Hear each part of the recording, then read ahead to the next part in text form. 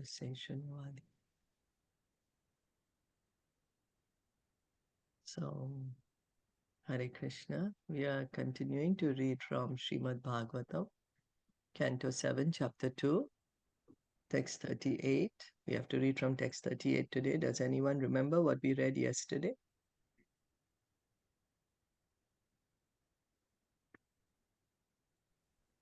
Yeah, Hare Krishna. Yeah, when the King Sujaya was dead, their queens and other relatives, they cried a lot, and even this reached to Yamraj. So he came personally, he appeared personally there, and he asked them about this is not the first time,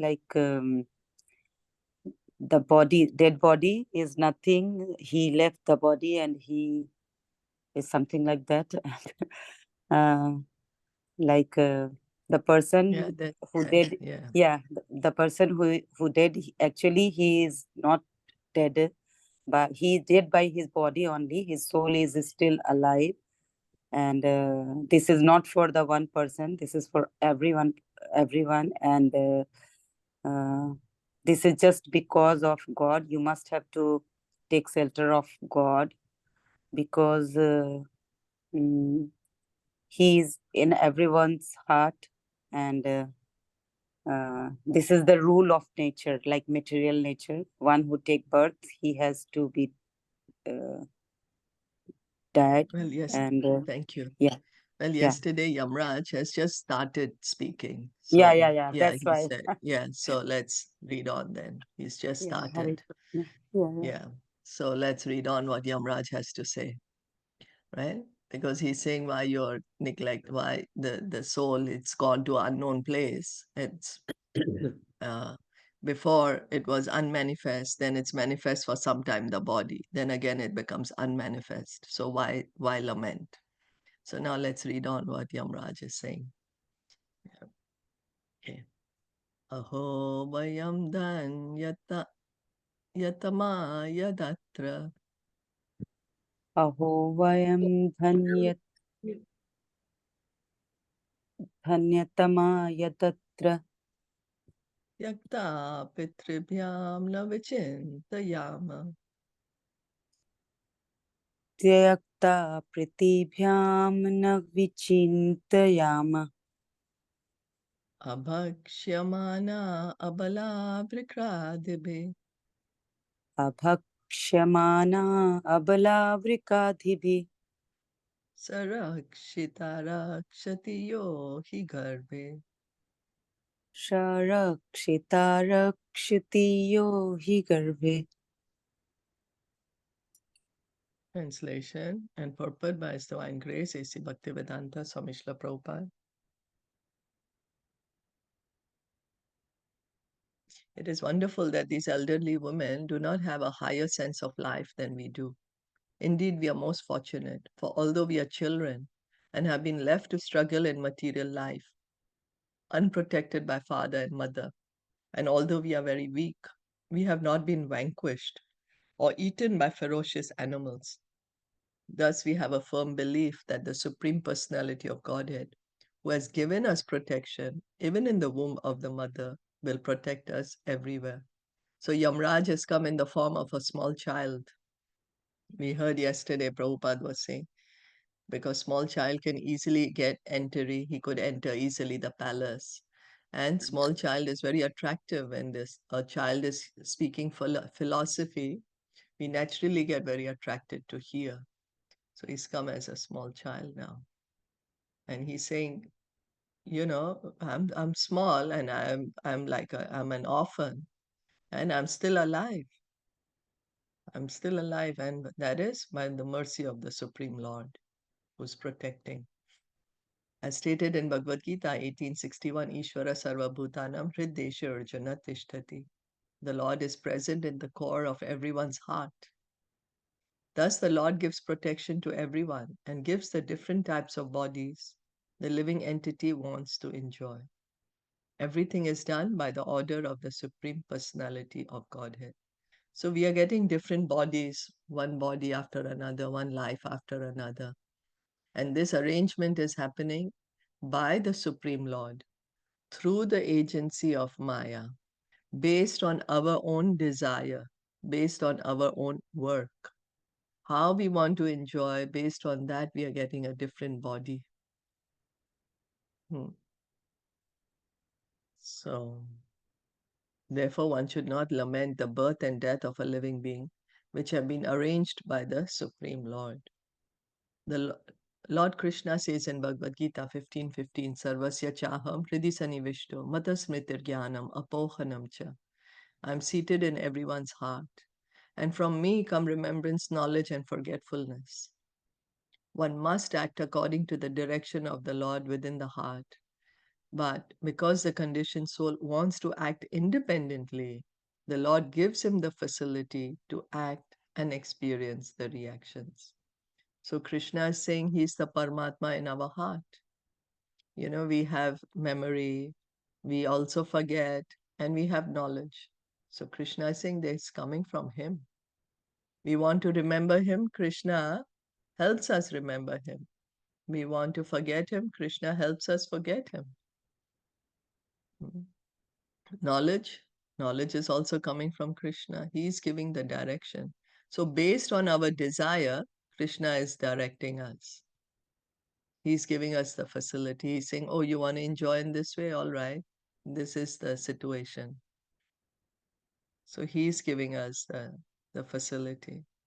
Just like a child wants to go play somewhere, then the father arranges the situation for him so that he can enjoy. So same with us. We are all children of Krishna. So he's creating the situation for us. But then again, we will say, oh, but I'm suffering. So Krishna created my suffering. No, that is based on our own desire, based on our own karma, how we have acted in previous lives. Then we get reaction. So we get the facility to act, and that activity then gives us a reaction. The Lord says, Sarva Dharman Parityagya Mam Ekam Sharanam Raja. Give up all other duties and simply surrender unto me. One who does not abide by the orders of the Supreme Personality of Godhead is given the facility to enjoy this material world. So Krishna, his order is surrender unto me. Surrender unto me, become my devotee, chant my names, and like this, come back to me. Come back to the spiritual world. But then some of us, we say, no, why shall we do that? So then what happens? Instead of restricting him, the Lord gives the conditioned soul the opportunity to enjoy, so that by mature experience, after many, many births, Bahunam Janmanam Ante, he will understand that surrender to the lotus feet of Vasudev is the only duty of all living beings. So right now, one may say, well, I don't want to surrender to Krishna. I want to still continue to enjoy this material nature, exploit this material nature. I still want to be in the material world. So Krishna does not interfere with the choice. He says, sure, you continue to be here, but by nature's laws, we will come to a point after many, many births and deaths, we will come to understand that, oh, I have to surrender to Krishna. So the choice is ours. We want to surrender to him now, or we want to surrender to him after many, many births. Because that's our natural position. It's not artificial. It's our constitutional position. We have an eternal loving relationship with Krishna. So whether we want to revive it now or revive it after many years, that depends on us. Is that okay?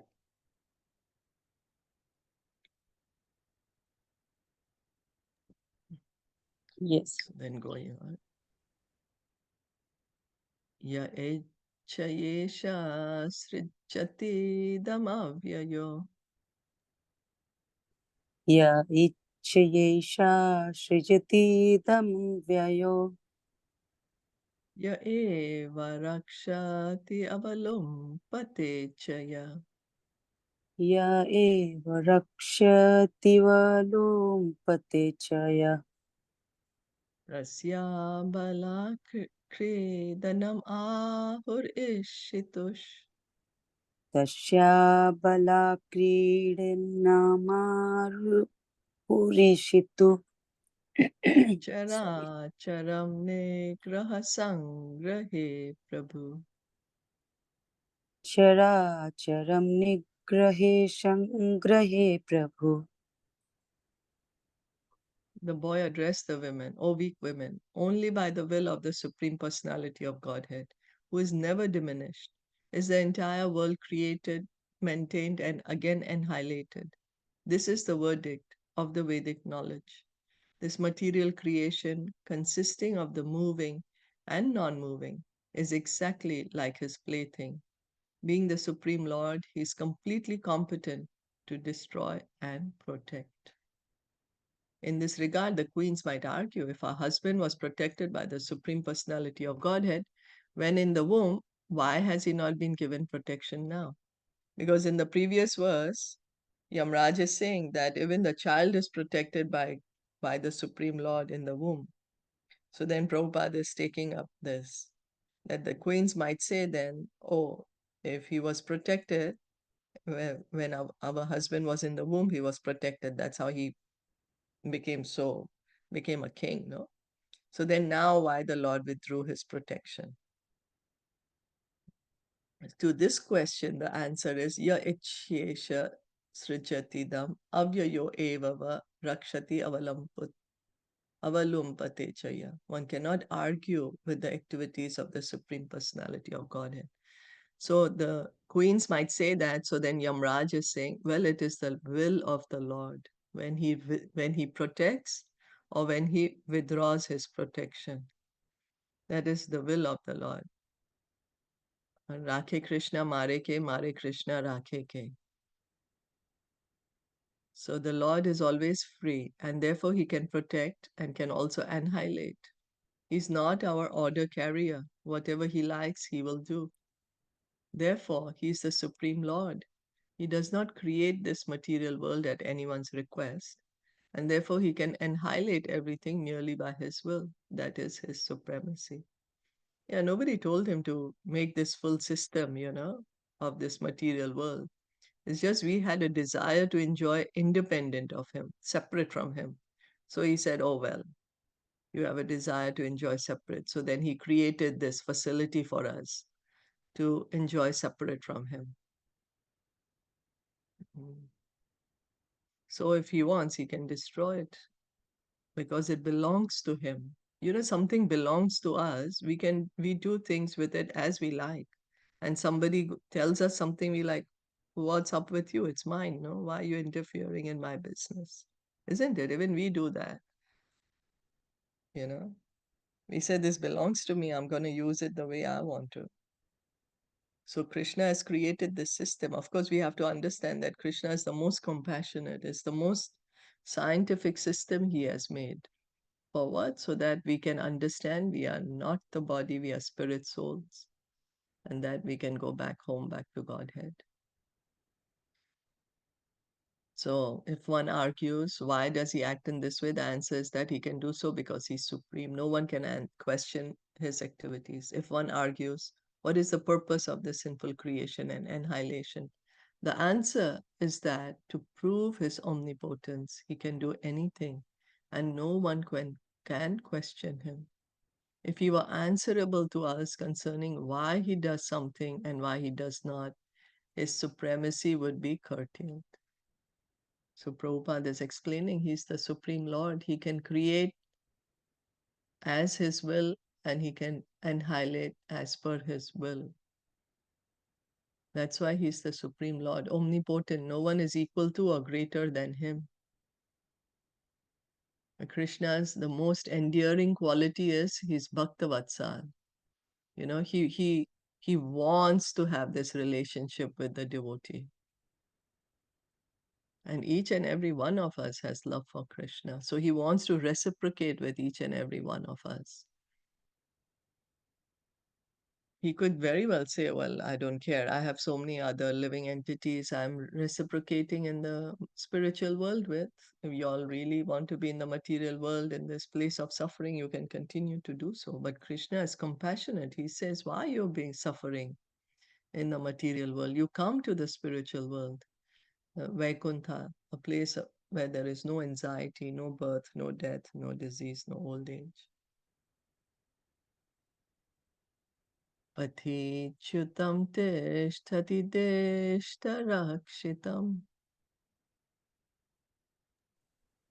पथिच्युतं तिष्ठति दिष्टरक्षितम् गृहे स्थितं तद्विहतं विनश्यति गृहे स्थितं तद्विहितं विनश्यति जीवति अनाथोऽपि तदिक्षितो वने जीवत्यनाथोऽपि तदीक्षतो वने गृहे विगुप्तोऽस्य हतो न जीवति गृहे अभिगुप्तोऽस्य हतो न जीवति.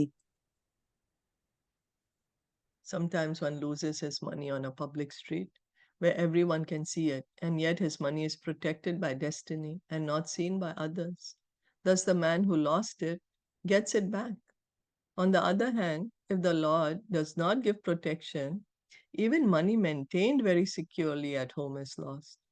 If the Supreme Lord gives one protection, even though one has no protector and is in the jungle, one remains alive. Whereas a person well protected at home by relatives and others sometimes dies, no one being able to protect him.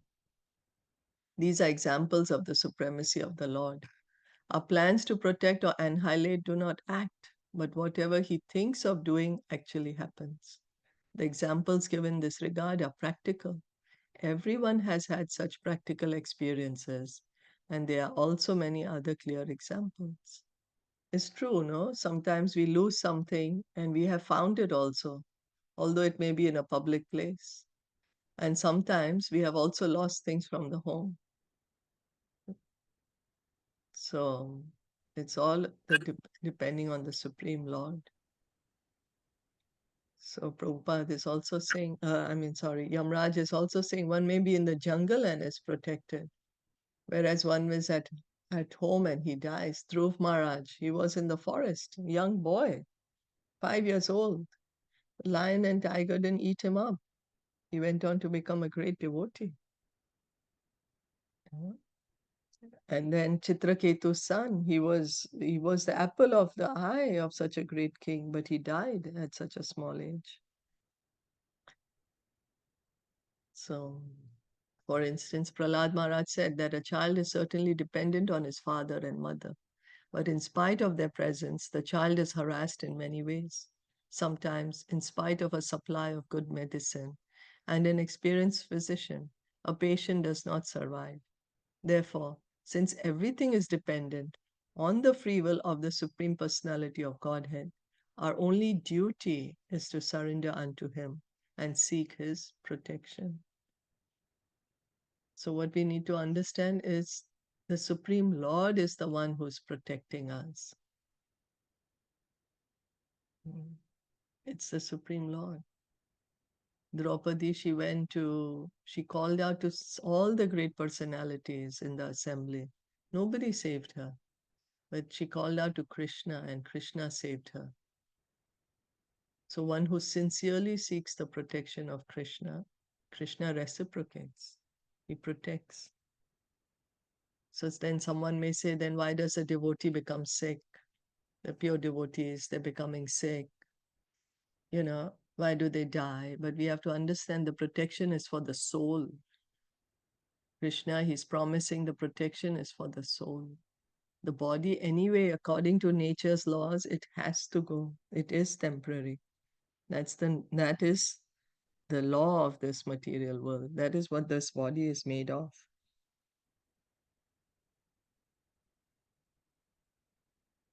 Hare Krishna.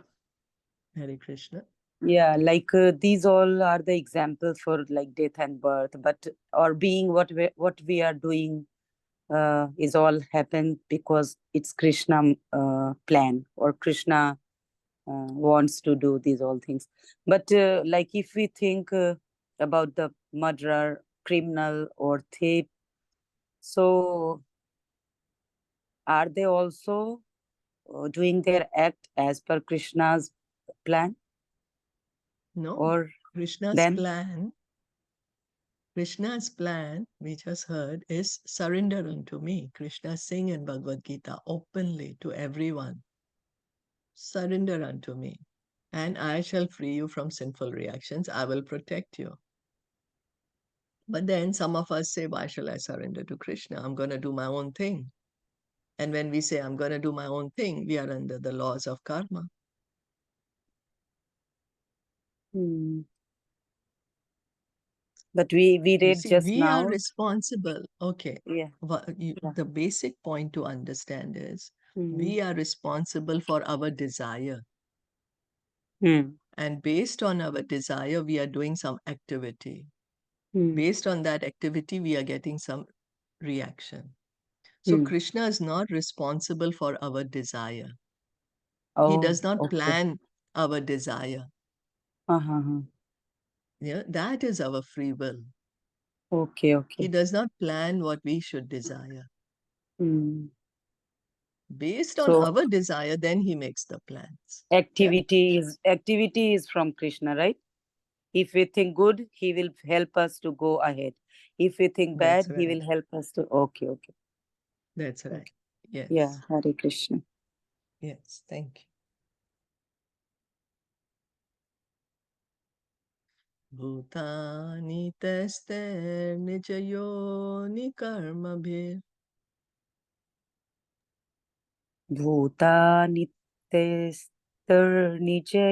भूतानित्यस्तर्निजयोनिकर्मभिर् bhavanti kale na bhavanti sarvasha भवन्ति कालेन भवन्ति सर्वशः na tatra hatma prakrtavapi sthitas न तत्र आत्मा प्रकृतावपि स्थितः tasya guner anyatamo hi bhadyate. तस्या गुणेरन्यतो तमो हि बध्यते.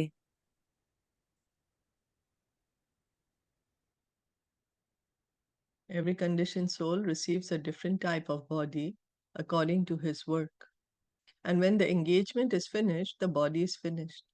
Although the spirit soul is situated in subtle and gross material bodies in different forms of life, he is not bound by them, for he is always understood to be completely different from the manifested body.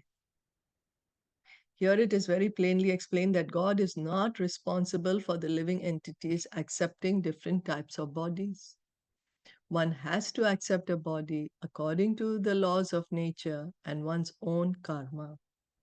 So we are acting, we are doing the activity, the desire is ours. Based on our desire, we are doing some action. Because of that action, we are getting a reaction. And Krishna is not responsible for that. He's not responsible for our desire, as we just said, nor is he responsible how we want to act. He's just giving the facility. Doesn't make him responsible.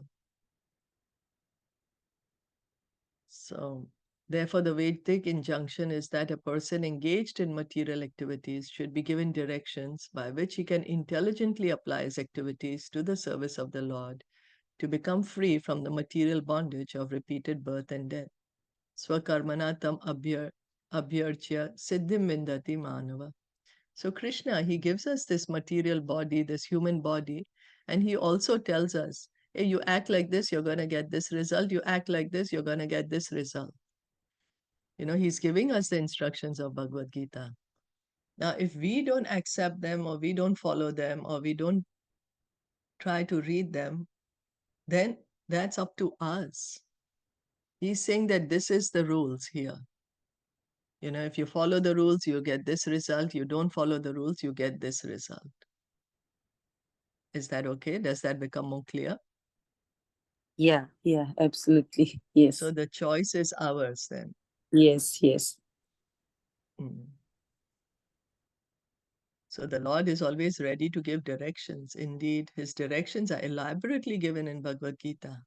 If we take advantage of these directions, then, in spite of our being conditioned by the laws of material nature, we shall become free to attain our original constitution. Mam eva ye prapadyante mayam etam tarantite. We should have firm faith that the Lord is supreme and that if we surrender to him, he will take charge of us and indicate how we can get out of material life and return home back to Godhead.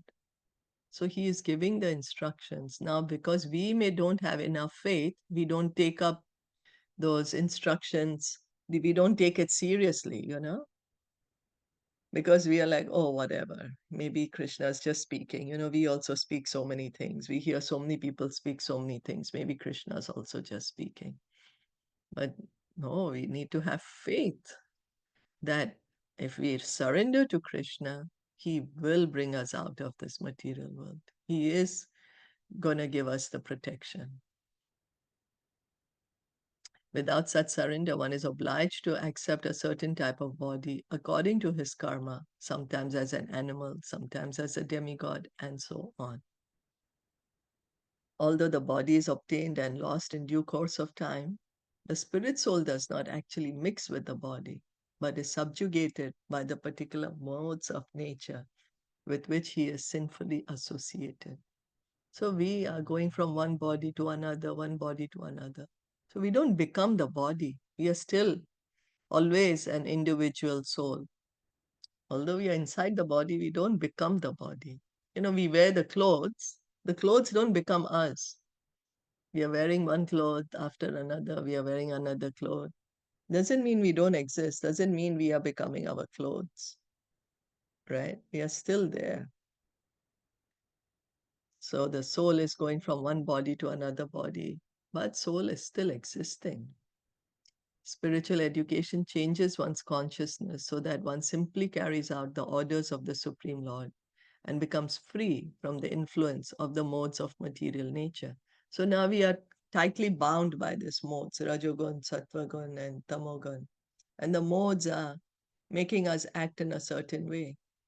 But we are still the spirit soul, no? And we do have this independent choice. And that's the reason Krishna is giving us these instructions of Bhagavad Gita. And he's saying, you follow my instructions and you rise above the modes. You surrender to me and you rise above the modes. So it may not be possible for us immediately. Yes? Yeah. That's the same thing I'm saying. Like, it will take time, maybe. Yes. How many births, we don't know, but we must have to surrender and we leave everything upon Krishna. Whatever he wants, he will do. And maybe our karma will change slowly. We'll get liberated Yes. from the birth and birth and death of cycle after that. That's right. Yeah. Yes, that's right. So Yeah. gradually. For someone, it may be very fast. Someone Yes. may take up the activities of Krishna consciousness immediately, and in one birth, they can go back home, back to Godhead. Someone, it may take lifetimes, as you said. It's all personal. It all depends on the Yes. individual soul. Yes.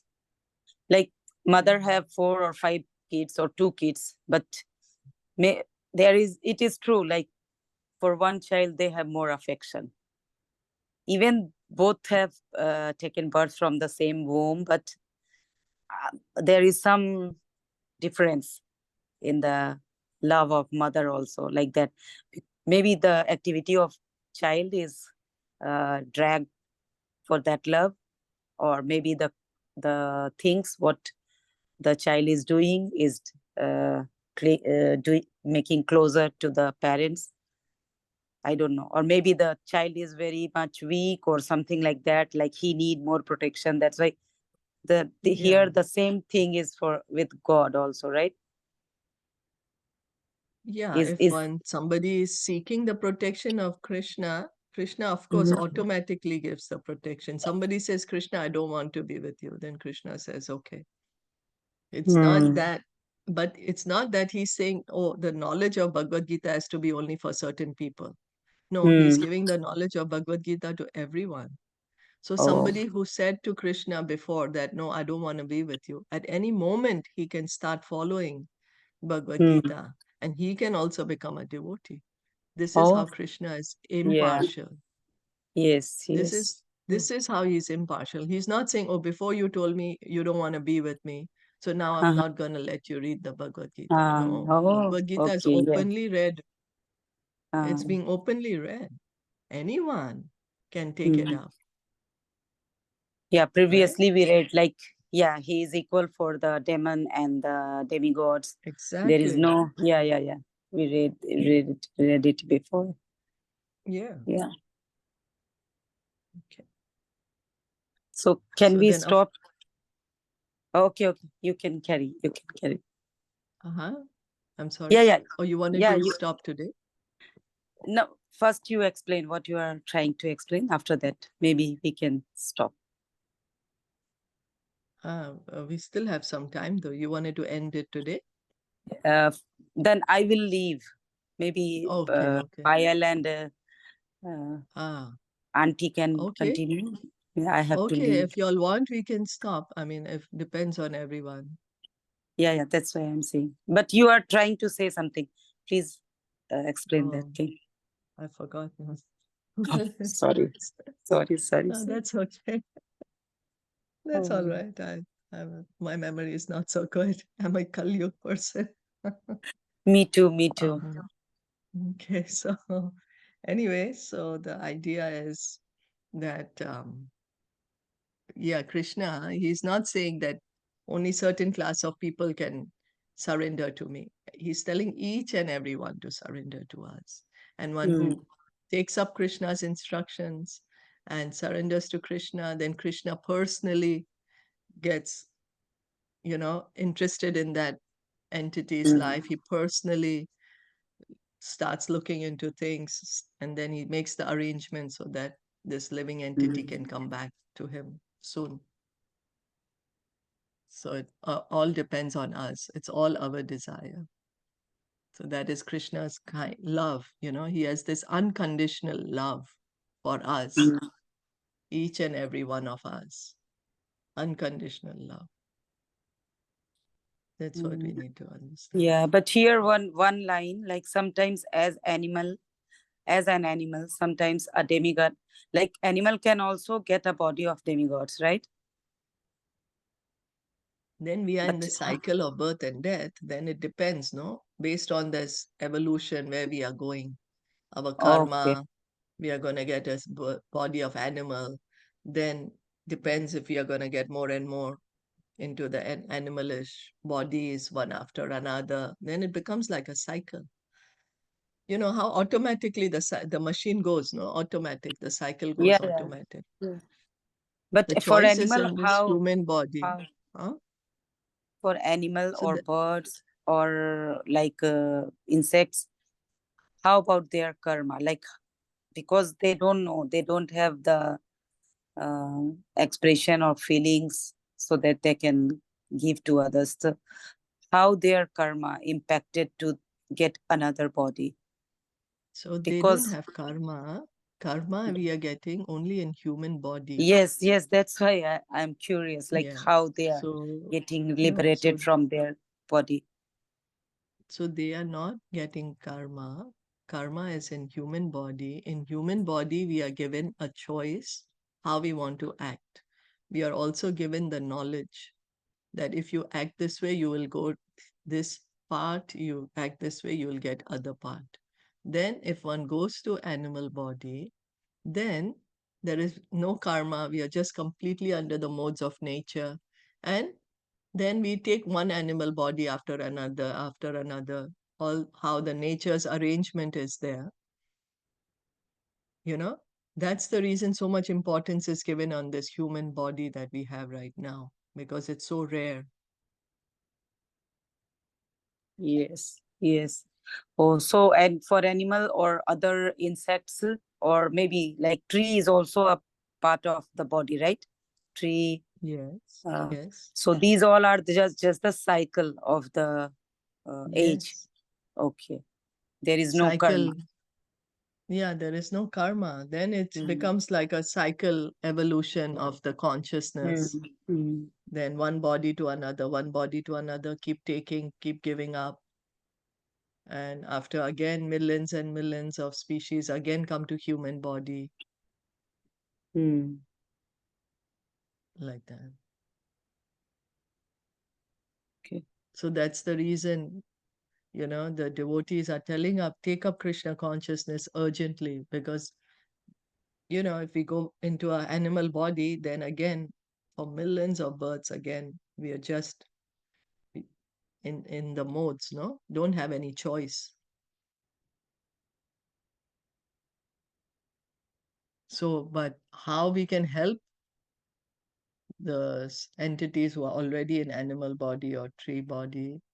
We chant, do Harinam Sankirtan. That's the reason Lord Chaitanya, he said, do Harinam Sankirtan. So whoever is hearing the holy name, at least they can get a human body in the next birth. So they can get an opportunity to engage in devotional service, opportunity to start the journey back home. Mm.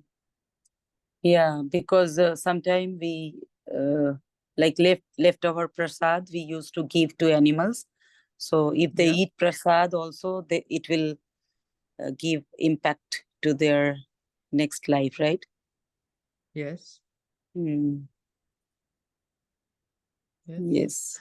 Yeah, but it's very, it's sometimes we feel very scary, like what these all things is going on. Yeah, that's right. Mm. That's why we are said to chant more. We are said that Yes. we need to chant, and gradually, Mm. And Krishna says that one who has done even little bit of devotional service, then he's safe from greatest type of fear, means at least he can get a human body in the next life. Next life. And then he can continue devotional service in the next life.